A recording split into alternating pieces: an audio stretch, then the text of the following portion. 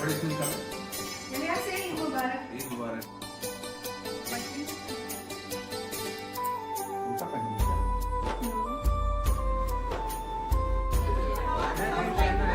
वालेकुम सलाम, ईद मुबारक। वालेकुम सलाम, ईद मुबारक।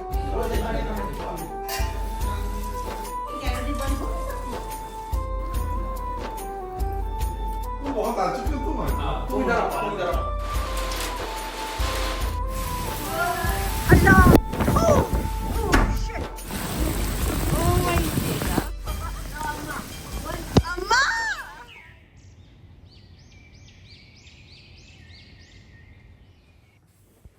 अस्सलामुअलैकुम एंड हेलो एवरीवन, क्या हाल चाल हैं और कैसे हैं आप सब।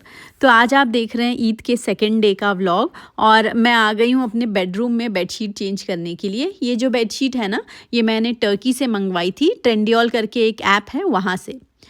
और पहली बार ऐसा हुआ है कि ईद के दिन मैंने अपने बेडरूम की बेडशीट नहीं चेंज करी, वरना ना सुबह ही सुबह मैं एकदम चकाचक चमका के चेंज करके बेडशीट और अपना रूम चमका के रख देती हूँ।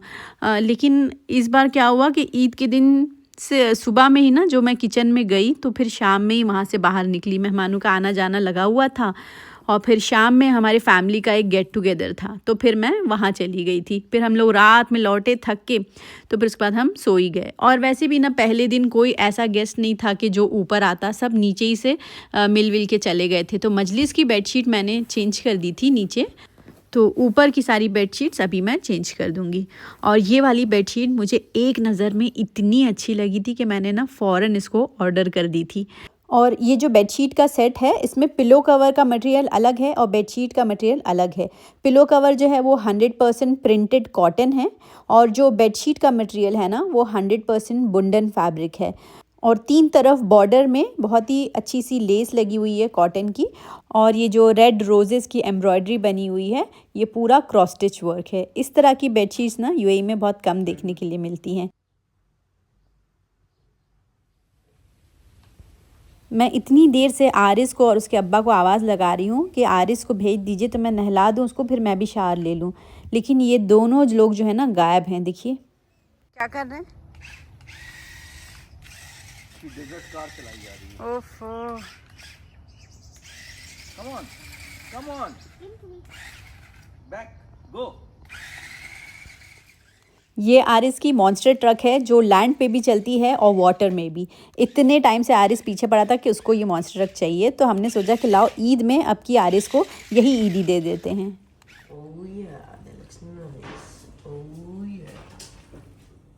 ये है ना दोपहर का टाइम है, तो हस्बैंड के एक फ्रेंड आए हुए हैं अपनी फैमिली के साथ। उनकी अम्मी भी आई हुई हैं आजकल इंडिया से, तो लंच वो हमारे साथ ही करेंगे। तो पूरा खाना मैंने जो है वो डाइनिंग टेबल पे लगवा दी हूँ, बस मीठा बाकी था, तो यही सेवई पे चांदी का वर्क लगा रही हूँ।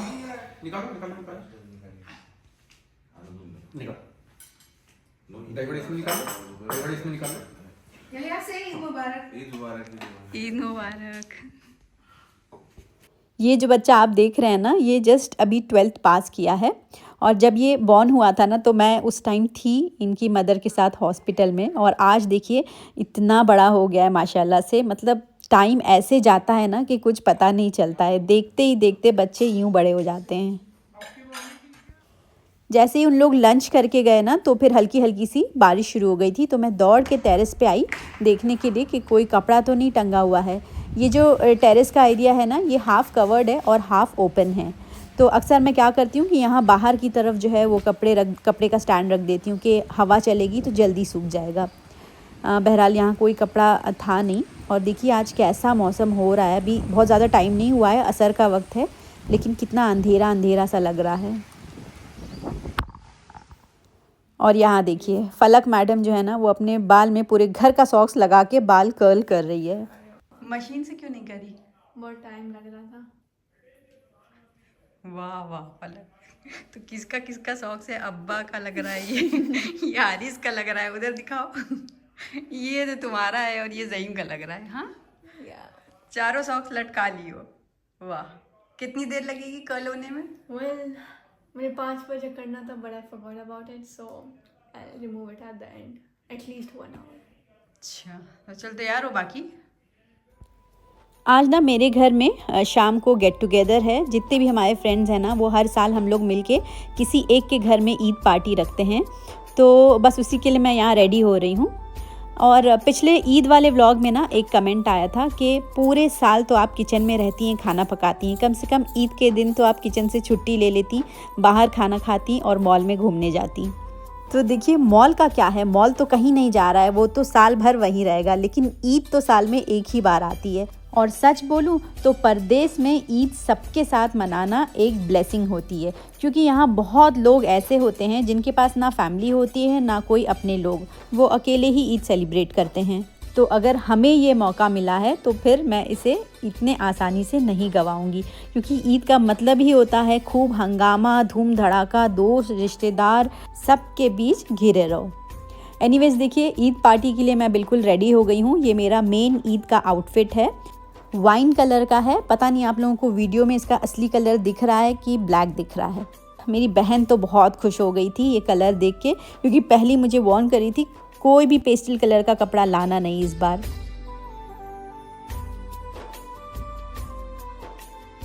खुद तैयार होने के बाद है ना, मैंने अपने प्लांट्स को भी अपनी अपनी जगह पे रख दी। इनमें से ना बहुत सारे प्लांट्स जो हैं वो ज़्यादातर मैं बालकनी में रखी रहती हूँ। जब कोई गेस्ट आने वाले होते हैं ना, तब उनको मैं अपने स्टैंड पे लगा देती हूँ, क्योंकि आउटडोर में ना ये प्लांट ज़्यादा अच्छे से ग्रो करते हैं। और देखिए आज है ना, मैंने रेड और गोल्डन कलर के कुशन कवर्स रखी हूँ प्लेन सोफ़े पे, थोड़ा फेस्टिव फील लाने के लिए। और उसके बाद मैं सीधे आ गई थी किचन में मटर पुलाव बनाने के लिए। जब भी हम किसी के घर में ईद पार्टी रखते हैं ना, तो वो वन डिश ही होती है हमेशा। मतलब सारे लोग एक एक आइटम बना के लाएंगे और जिसके घर में पार्टी होगी वो सिर्फ चावल और मीठा बनाएगा। और ये हम सबको एकदम सही लगता है, क्योंकि किसी एक के ऊपर बर्डन नहीं आता है और इतने सारे हाथ का अलग अलग तरह का खाना खाने भी मिल जाता है। तो यहाँ पे मेरा मटर पुलाव एकदम रेडी है।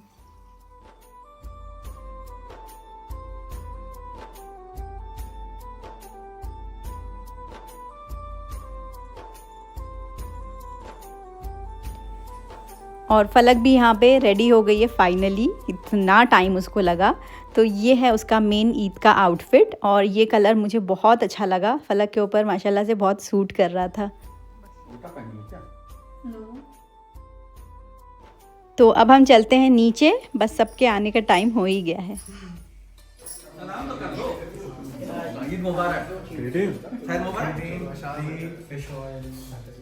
चश्मा लगा लीजिए ना। ठीक है ना। अशाद वालेकुम सलाम, ईद मुबारक। तुम बड़े वाले छोटे वाले? अच्छा जब नाम आएगा तब आप उधर चलो।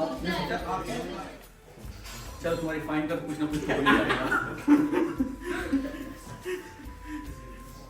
रशाद यहाँ बैठने वालों को नहीं मिलेगा, उधर से आना पड़ेगा तुमको फिर से। और तुम कुर्ता पजामा पहनने गए थे ना, अब जाके ईद की मुबारकबाद सही हुई है, राइट? वालेकुम सलाम। बच्चों को ईदी देने के बाद बच्चों की अम्मा की बारी आती है।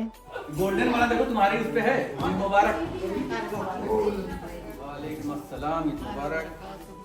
हम लोगों का ईदी दे के हो गया, फिर दूसरे लोगों ने ईदी देना शुरू किया।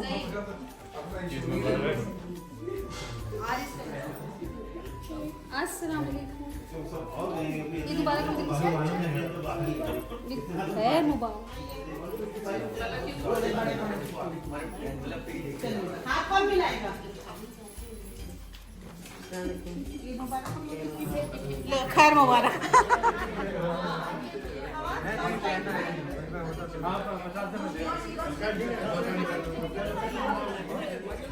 बाहर इतना हंगामा था, इतना हंगामा हो रहा था, लेकिन इतनी मज़ा आई ना। मतलब ईदी की असली मज़ा तभी आती है जब छीन छीन के ईदी लो, वरना कोई शराफत से खुद ही ईदी दे दे तो इसमें क्या ही मज़ा।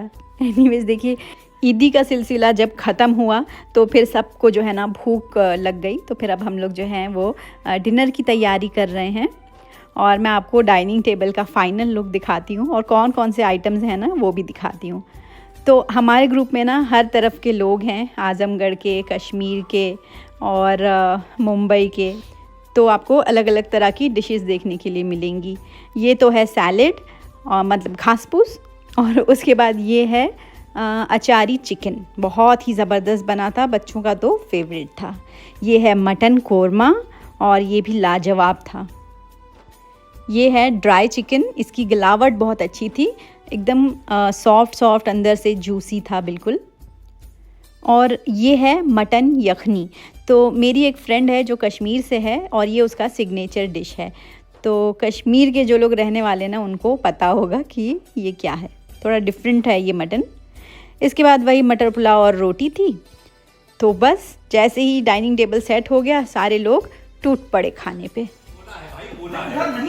बोला है यार, तुम हाथ देखिए। तुम बहुत आ चुके हो, तुम हट जाओ। तुम इधर आओ, तुम इधर आओ। ये हैं? क्या हुआ ये? मरियम सबको बुला लो।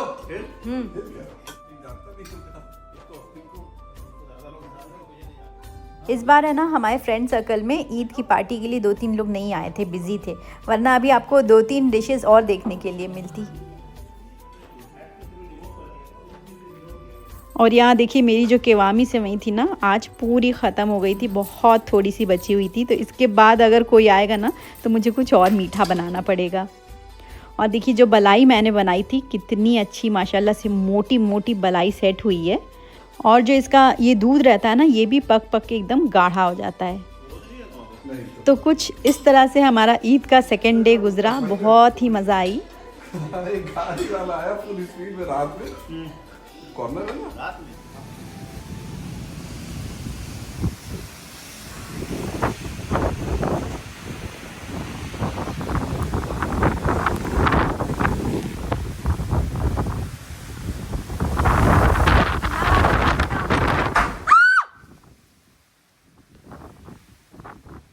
बारिश है ना, जैसे लग रहा था कि इंतज़ार कर रही थी कि कब ईद ख़त्म हो और उसके बाद मैं बरसूं। इतनी ज़बरदस्त हवा चल रही थी और उसके बाद है ना फिर बारिश शुरू हो गई।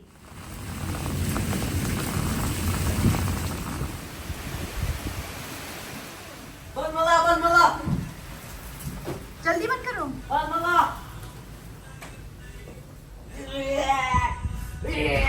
Oh no, my window. It's open. पूरा पानी आ गया। या अल्लाह। Oh no, ये कैसे कैसे हो रहा है? Oh no! Oh. अल्लाह।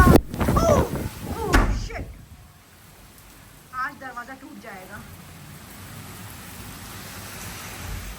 यूएई में ना पहले भी बारिश हुई है, ये कोई नई बात नहीं है, लेकिन इस कदर तूफ़ानी बारिश, वो भी ऐसी स्ट्रॉन्ग विंड्स के साथ, ये हम लोगों ने पहली बार देखा है। सब टोर्नेडो टोर्नेडो कह रहे थे, लेकिन अल्हम्दुलिल्लाह उतना मेजर तो नहीं था, लेकिन ये टोर्नेडो को छोटा भाई बहन ही था।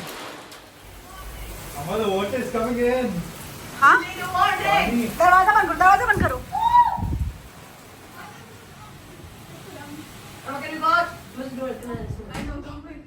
I'm going out. Your plants and your friends. हाँ, ओह अल्लाह, सारा कुछ गिर गया है। डस्टबिन ये ओह, हम पूरा भीग रहे हैं। जल्दी उठाओ, जल्दी उठाओ। उठाओ उठाओ उठाओ उठाओ। I know. ये देखो क्या आ रहा है। ये डस्टबिन को अंदर करो।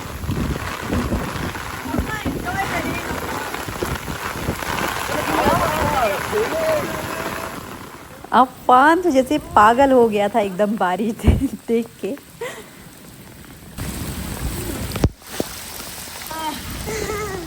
Affan, remove her umbrella.